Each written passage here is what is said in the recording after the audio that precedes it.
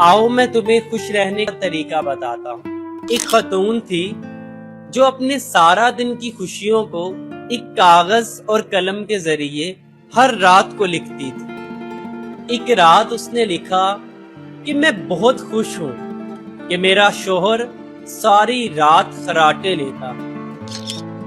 अल्लाह का शुक्र अदा करती हूँ कि वो जिंदा है और मेरे पास है।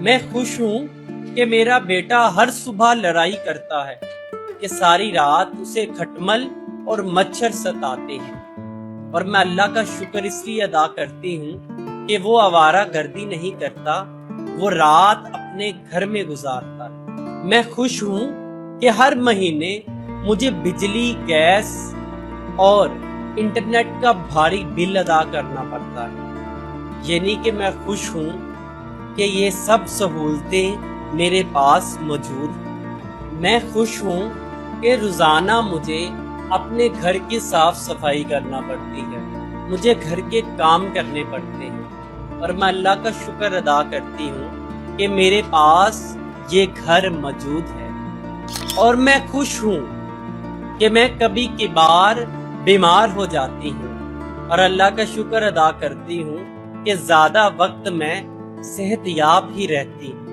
मैं खुश हूँ कि हर साल ईद, शब रात और इन जैसे मौकों पर मेरा पर्स खाली हो जाता है, लेकिन अल्लाह का शुक्र अदा करती हूँ कि मेरे पास दोस्त और अजीज हैं जिन पे मेरा ये पर्स खाली होता है। मैं खुश हूँ कि रोजाना सुबह अलार्म नींद खराब कर देता है, यानी मैं अल्लाह का शुक्र अदा करती हूँ कि मुझे एक नई सुबह नसीब होती है।